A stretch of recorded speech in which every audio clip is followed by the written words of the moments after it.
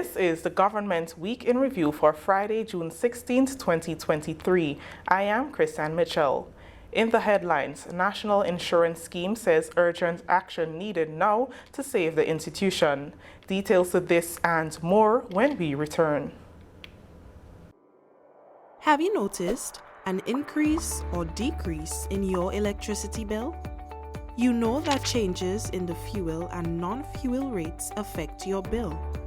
You should also be aware that changes in household activities affect your bill. Ask yourself these questions. Have the rates changed? Have there been more people at your home? Have your children been on holiday? Have you used your fan or air conditioning unit more often to beat the heat? Are any of your electrical appliances or equipment faulty?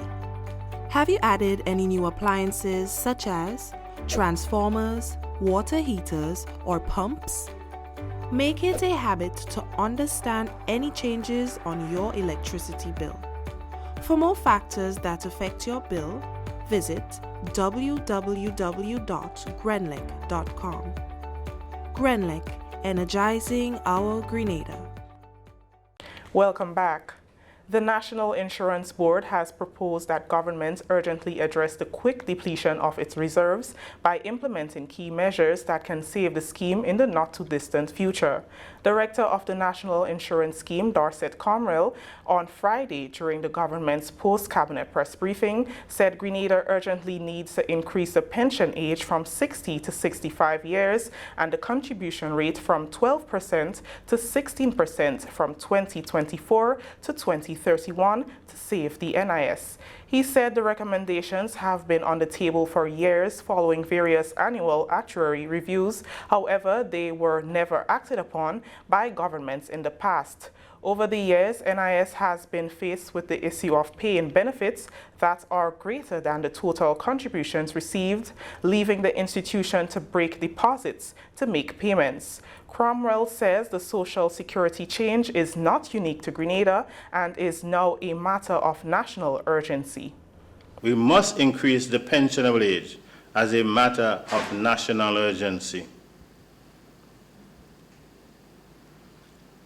So the pensionable age, we have proposed to the government of Grenada to increase the pensionable age from 60 to 65 over the period 2024 to 2029. Of course, you have the option to take your pension early, always at 60, at any age you so desire, but there is a small adjustment if you take it before the age, the required age. We must also increase the contribution rate because the monies that we've collected, you heard it from the Honorable Minister, and I also spoke to it, the monies that we are collecting now is not sufficient to cover expenditure on a month-to-month basis. We are breaking term deposits left, right, and center to cover our expenditure, and that is not sustainable. We have proposed to the government that between 2024 and 2031, we increase the contribution rate from where it is now 12% to 16%. 0.5% increase every year, split equally between employee and employer. He explained that if government does not make legislative changes to address this issue facing the NIS, Grenadians who are now young adults may not qualify for a pension. If we as a people, if we as a country decide that NIS Grenada will not change at all, then if you're in your 20s, your 30s, your 40s, you are not going to get a pension. And it is not fear-mongering, it is the objective reality. And if you do get a pension, there are going to be many instances where you have to wait to get that pension. Right? We would have to tell you to come back when there are cash flow improvements. And the same applies for sickness benefit, maternity benefit, and the other benefits. And if you do get a pension, then the cost of the pension is going to be prohibitive. So you might be paying in the vicinity of 20 and 30%. Minister for Social and Community Development, Honorable Philip Telesford, underscored the significance of the NIS to economic development. He too is concerned about the scheme making benefit payments annually that are greater than the total contributions received. The NIS is extremely important for the survival of many Grenadians. And for future generations, the NIS must be preserved. The NIS has to periodically break deposits to pay benefits. Again, this is not sustainable. We could have hardworking and efficient staff at the NIS. We could have great operating systems and brilliant practices. We could have a brilliant management team and a first-class board of directors with an eye for detail. But if government fails to make the legislative changes, the NIS will come crumbling down in a few short years. 1,500 Grenadian households will benefit from internet connectivity from the newly launched JUMP program. It is being made possible by Flow Grenada with the support and collaboration of the Government of Grenada and the National Telecommunications Regulatory Commission. The program will ensure internet connectivity to improve access to education in disadvantaged homes. Flow Grenada Country Manager Lincoln Batiste said that no one should be left behind regardless of status or income. While we continue to offer very affordable internet packages and to expand our connectivity footprint island-wide, we must acknowledge the challenging truth that there are still segments of our population who are unable to afford basic internet services. This issue became glaringly apparent during the early stages of the COVID-19 pandemic. It highlighted the digital divide across our nation and exposed that there are many individuals without internet access, appropriate devices, or the necessary skills even to navigate online content. These persons were excluded from the benefits of remote schooling, work, social services, and other benefits. Additionally, these persons face limitations, even today, on their ability to leverage the opportunities offered by the internet. Some pronouncements for JUMP beneficiaries were made during Wednesday's launch.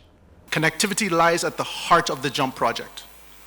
Persons who qualify for the program will be offered affordable home internet for just $20 a month. To each of these families, we will also be providing a free laptop. As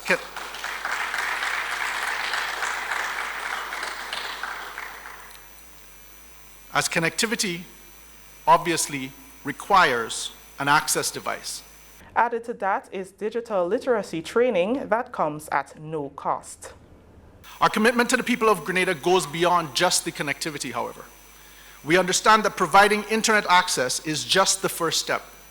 To truly bridge the digital divide, we must equip our fellow Grenadians with the skills and knowledge to utilize these digital tools effectively. Through free digital literacy training, which is a part of this program, we will empower individuals with the necessary expertise to navigate the online world safely, responsibly, and confidently. Prime Minister Honorable Deacon Mitchell, who also sits as Minister for Information, is happy that this program has become reality. This initiative by Flow, and I want to commend them because I think it is really their energy and drive that has driven us to ensuring that this is successful. And I think it demonstrates their genuine commitment to ensuring that no citizen of Grenada is left behind in this era where the digital connectivity is vital to our productivity, to our entertainment, to our connectivity, and to our way of life and to our economic development in particular. So I'm really heartened that we can partner with the NTRC to ensure that this becomes a reality. The beneficiaries were encouraged to make maximum use of the program and create avenues for themselves. To those who will be the recipients of this program, I want to urge you to make use of it, not just for entertainment, not just for news, but truly to leverage it to increase your skill, your education, your knowledge, so that you can see it as a tool to help you grow and foster your own economic independence, your own economic development, and development of your children, because that is really what this is aimed at. And we also have to accept that there may be more pandemics, there may be more shocks, there may be more events that we cannot predict that will force us to live more online, and therefore we need to ensure that those amongst us who are most vulnerable are not further disadvantaged when these challenges face us. Minister for ICT, Honorable Lennox Andrew, is happy that more families can have the advantage of internet connectivity and looks forward to the expansion of the program where more families will be added to the list. Together, we can pool our time, our talent, and our treasure to maximize the impact of this initiative and extend its reach to as many deserving families as possible. Though initially set at 1,500, 1,500, as I was saying to your countryman a while ago, we hope we can move that number to as high as 3,000 and beyond. The agreement was signed by Prime Minister Honorable Deacon Mitchell and Country Manager for Grenada, Lincoln Batiste. The Ministry of Education says 1,858 students who sat the external component of the CPEA 2023 have all been assigned to a secondary school. The remaining 17 who were absent will be supported to sit the assessment in 2024. The results of the 2023 examination were released earlier this week. However, they did not include positions according to performance, a decision that Education Minister Honorable David Andrews has announced during a recent press conference. 95.8% of the CPA candidates who wrote the assessment in 2023 obtained 50% or more in the assessment. This reflects an improvement of 4.1% when compared to 91.7% achieving the same mark in 2022. The national mean for 2023 is 72.21. This reflects a small but significant improvement of 3.62% against 68.59% in 2022. In 2021, the national mean was 69.69%. This is the Government Week in Review. When we return, Grenada hosts Regional Coconut Training Workshop. Girl, the children are growing up so fast. When I leave here, I am going to take Tevin to get his MMR vaccine. Kayla was supposed to have another appointment for that same vaccine. But Natalie, I'm not sure. On social media, they're saying that it's not safe. Plus, I can afford to miss work. Girl, the vaccines are safe for decades. They protect our children. You got vaccinated. And I'm sure you're all right. Yes, but these diseases aren't out now. Grenada is open to childhood diseases from all over the world. Today, we have a choice to get our children vaccinated or not. Go get it done, girl. It won't take long. I suppose so. Anything for my princess. I want to be protected. Check your doctor or the Ministry of Health to get the information on immunization against childhood diseases, including HPV and polio, and COVID-19 for elderly persons and persons living with non-communicable diseases. Welcome back. The Ministry of Agriculture and Lands, Fisheries and Cooperatives has unveiled ambitious plans to ensure the viability of the coconut industry in Grenada. Details in this report. A number of measures will soon be rolled out to ensure the long-term viability of Grenada's coconut industry. According to Minister of State with responsibility for agriculture and lands, fisheries and cooperatives, Senator Adrian Thomas, these measures will also form part of Grenada's 50th anniversary of independence celebrations. Details on moving the sector forward were disclosed at the opening ceremony of the Regional Coconut Training and Exhibition at the Grenada Trade Center on Monday. Minister Thomas hopes to see a major turnaround of the industry within a 5-year time frame.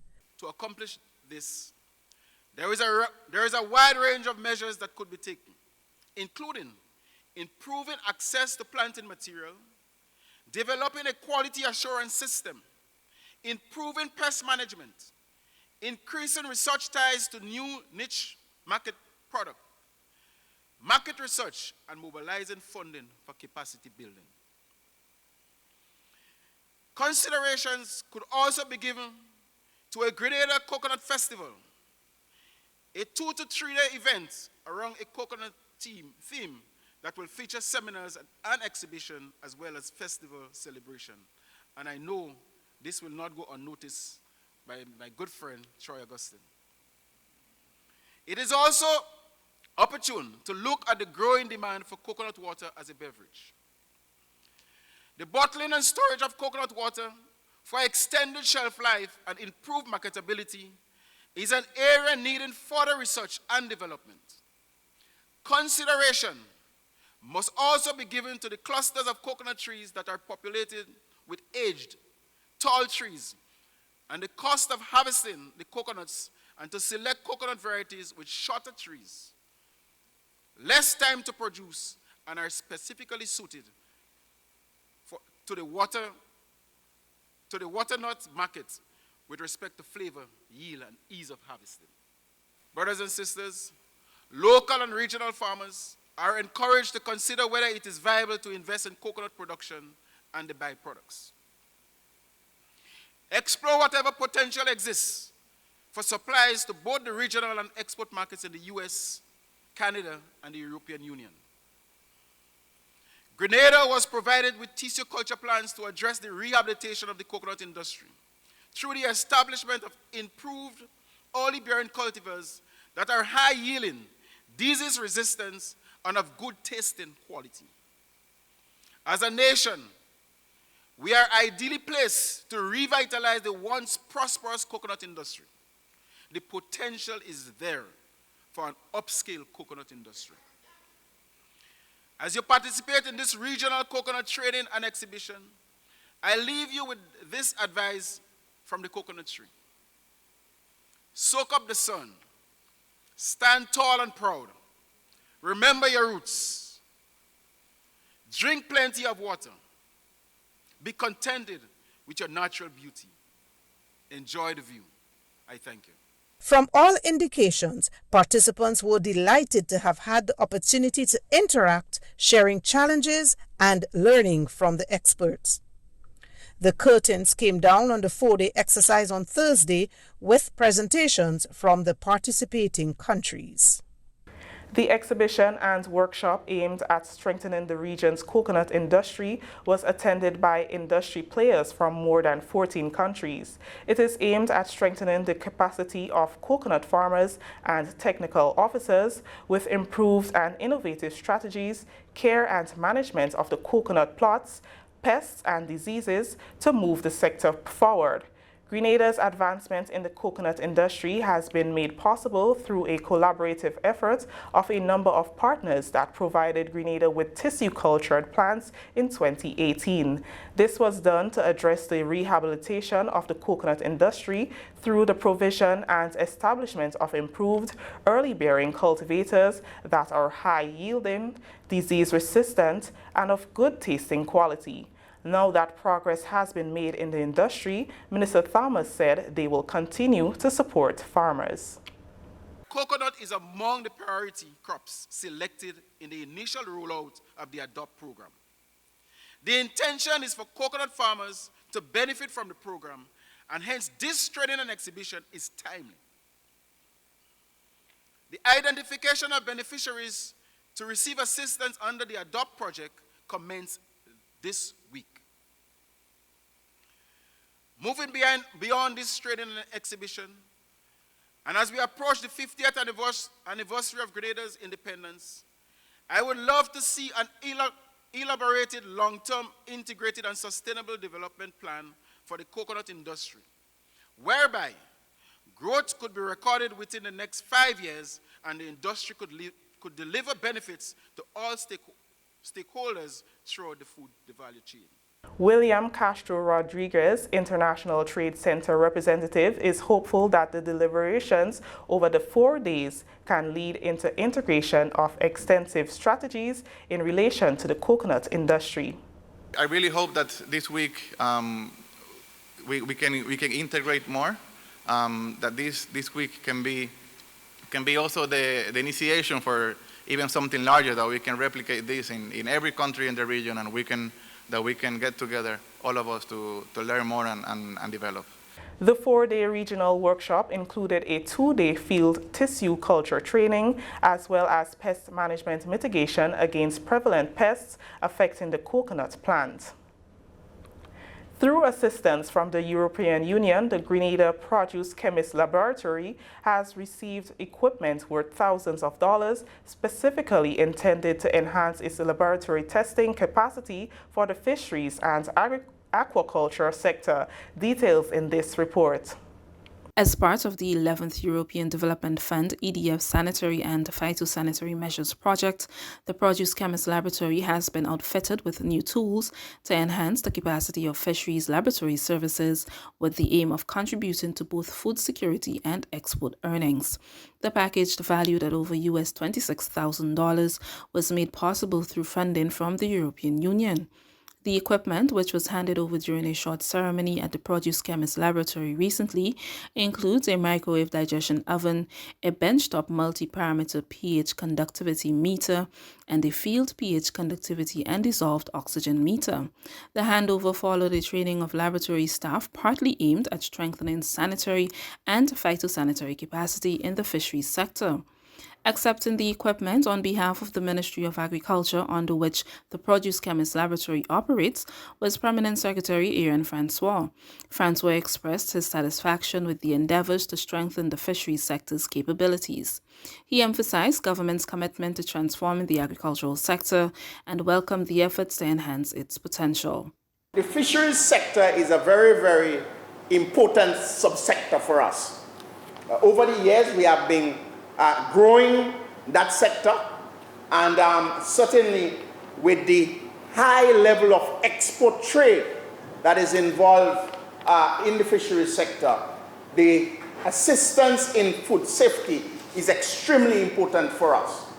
And so we want to take the opportunity to thank the European Union in particular for making the funding available to finance this project, and our partner ICA on behalf of the government of Grenada and the people of Grenada, and certainly the Produce Chemist Laboratory, because I know the equipment that they received and the training will truly help us, particularly our fish exporters, in accessing the services that they would be able to provide now that they have had the training and the equipment, in terms of making sure that our exports are safe as we export them, and as a result, allowing us to even expand and access further markets. The Inter-American Institute for Cooperation and Agriculture, ICA, was the executing agency for the 11th EDF project.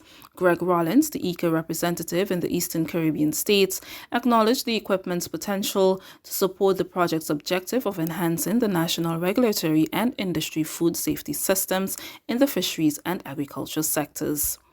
The equipment that has been purchased for the laboratory under this technical assistance activity will contribute to strengthening the national food safety testing capacity to ensure that fisheries products fulfill high standards with respect to hygiene and consumer safety. Ultimately, this will contribute to Grenada meeting the SPS requirements for regional and international trade. ICA is therefore very pleased that we have reached this milestone under the project, and thank the European Union for their continued investments in building trade capacity in the region, and also thank the CRFM for their contribution towards successfully advancing the implementation of the fisheries component. The Regional Caribbean Fisheries Mechanism, CRFM, was responsible for the implementation of the project. As a regional fisheries body, the CRFM focuses on enhancing coordination, capacity building, and strengthening the region's ability to promote the marketing and trade of fish and fisheries products. Dr. Sandra Grant serves as the Deputy Executive Director of the CRFM. We welcome the project's activities to strengthen the Grenada produced Chemist laboratory by providing technical assistance in the areas of training, guidance, and of course the equipment. And today we are happy to have this laboratory equipment, which will be used for high temperature and pressure acid digestion of food, water, and environmental samples by the microwave, which is essential for environmental monitoring and residue testing for the fisheries sector. As part of the project, the Produce Chemist Laboratory was chosen as one of 2 laboratories in the region to receive technical assistance. This support encompassed staff training in fisheries, quality control and export, as well as guidance and equipment. Erwin Henry, the Chief Analytical Chemist at the Produce Chemist Laboratory, expresses his appreciation to the European Union and other participating organizations for their support. We covered all the topics that are important to ensuring that Grenada continue to meet its obligation in order to export fish to the European Union and to the US market. And then getting the equipment bring much more gratitude to us, okay, because we know how scientific equipment are very costly. So the assistance through the equipment, again, we are grateful for the European Union support, and we want to ensure that the equipment will be used for its intended purpose, and will ensure that it will last a very long time. The 11th EDF Sanitary and Phytosanitary Measures Project seeks to increase compliance by CARIFORUM states with international SPS measures, standards and procedures to increase international and regional market access. The Ministry of Agriculture, through the Maribor Propagation Station, has begun distribution of yam and ginger plants to farmers under the Agriculture Development Assistance Program. Farmers who have expressed interest in the program will be cultivating with the aim of providing planting materials back to the ministry. We have this report. Ahead of the official start of the plant distribution period of the Ministry of Agriculture, the Maribor Propagation Station has commenced the distribution of yam and ginger plants as part of the Agriculture Development Assistance Program, ADAP. For years, the Maribor Propagation Station has been responsible for the production and distribution of planting materials to farmers. However, this year's activity will be different due to the launch of the ADAP program. Formerly known as the Farm Labor Support Program, ADAP aims to support farmers by providing them with planting materials to ultimately increase their production. Traditionally, farmers would purchase yam and ginger plants from the propagation station. However, the Ministry of Agriculture intends to develop its gene bank through the production of planting materials sourced from farmers. As a result, farmers have been offered these materials at no cost to them. To prepare farmers for the production process, an informative yam training session was organized at the Maribor Propagation Station this week. A diverse selection of yam varieties, including both local varieties and those sourced from St. Vincent and the Grenadines, were distributed to farmers.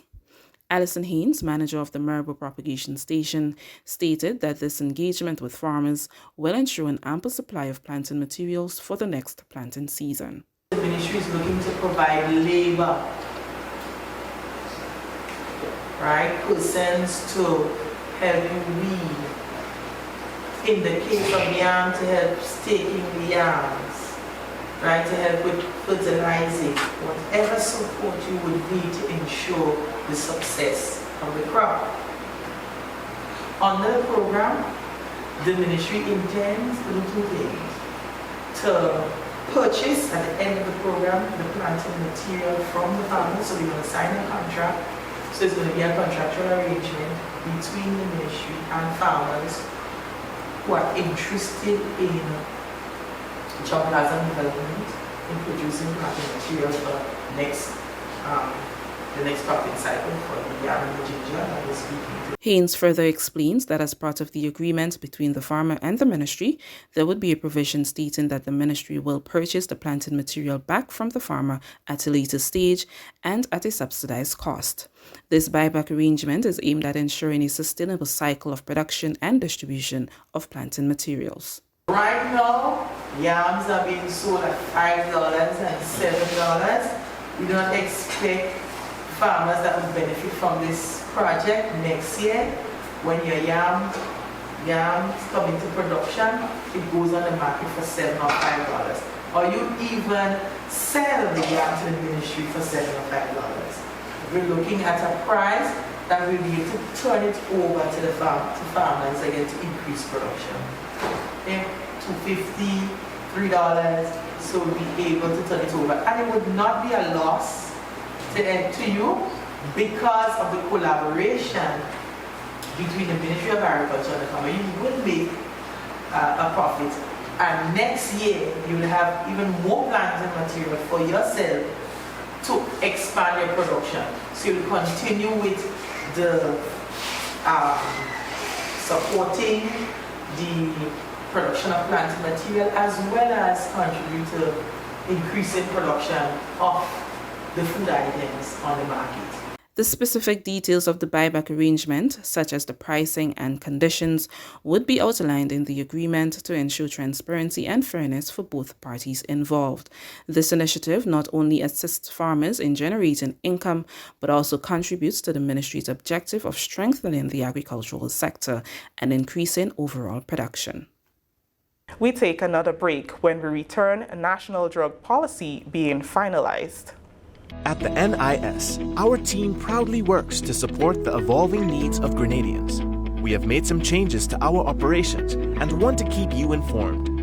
Firstly, we are happy to introduce the new unemployment benefit. This benefit will provide an insured person with 50% of his or her former income in the case of sudden unemployment. To support this benefit and other benefits we offer, it was necessary to increase the contribution rate. The contribution rate will increase gradually each year until it reaches 16% in 2031. As always, the contribution will be split between you and your employer. The pensionable age will also increase from 60 to 65 years. This increase will also be gradually reaching age 65 in 2029. Pensioners will continue to be eligible for a pension from age 60, but will receive a reduced payment. The NIS recognizes that the prices of basic customer goods are increasing globally. Therefore, we are happy to also increase the weekly minimum pension payment by 25%. Finally, we have adjusted our survivor's benefit payment to a percentage of the age pension minimum. Widows, widowers, and dependent parents will receive 100% or $58 weekly, while children will receive 50% or $29 weekly of the deceased's pension. We are here to make the transition to these new changes as clear and simple as possible. If you have any questions on how these changes impact you and your family, please contact our new informational hotline at 440-6647 or visit www.nisgrenada.org. Thank you for allowing us to be your social security provider. Welcome back. The Ministry of Education and its drug avoidance stakeholders are one step closer to finalizing the national drug policy, which will outline programs, projects, interventions, and strategies to control the unhealthy use and abuse of drugs. Earlier this week, the Ministry and the Inter-American Drug Abuse Control Commission held a two-day meeting with local stakeholders to discuss the finalization of the national policy. The sessions, attended by non-governmental organizations, members of the Royal Grenada Police Force, and the Ministry of Health, highlighted the need for institutional strengthening and cooperation, supply reduction, and control measures, among others. Permanent Secretary in the Ministry of Education, Elvis Moraine, says the onus is on every Grenadian to rid society of drug abuse. Control, he says, starts with individual mindset shift. Drug control, drug use, drug abuse, whether you like it or not, is the business of all of us. And that is why you're here this morning. For many times, we take this vexing issue for granted. And for many times, some of us feel that we or our children are well protected. We are very much ignorant of the fact that there are so many substances that are in circulation in our own little space. We're not aware, we are ignorant. And we too can become victim of the situation. Therefore, it is the business of all of us to ensure that we participate in this consultation for ourselves, for our children, for the future of Grenada. Drug control is the business of all of us. All of us must become entrenched in that policy, be advocates of such policy, so that we can bring sufficient awareness to the public, and by extension to visitors alike who may come to our shore. Addressing the issue of drug use is now critical toward promoting a safer, peaceful society to the benefit of all citizens. That's according to Permanent Secretary in the Prime Minister's Ministry, Caroline McQuilkin, who also pledged government support towards the implementation of the policy. The scourge that is drug and substance abuse has not spared the idyllic shores of Grenada, nor our beautiful region by extension. It is a complex, deep-seated societal issue for which we need and welcome all the support that we can garner. Grenada has always recognized the gravity of this issue and has proactively pursued the support of the ES-CCAD. In February and June 2022, respectively, Grenada ensured that it was well represented both in the ES-CCAD's virtual training workshop and the complementary training that followed in Jamaica. This investment into building human resource capacity pellucidly demonstrates our full-fledged commitment to both the development and implementation of a robust, inclusive, just, and effective policy to adequately manage this pervasive societal ill. Two stakeholder participants, Superintendent Simon Dixon and Jude Hector, are optimistic that the formulation of a policy augurs well for the advancement of Grenada in every sector. It would enable us to probably get more resources, probably force the government's hand into probably supplying more resources into the fight against narcotics in Grenada. It will look at collaborations, information and information sharing and other aspects of that. So it was a good program. It was a good exercise, and I believe we would gain so much from it going further. It approaches the whole idea of drug control and drug policy from a national perspective, but also because it looks at all of the sectors and all of the institutions. In fact, the overall consensus is that the subject is of importance to every Grenadian. All right?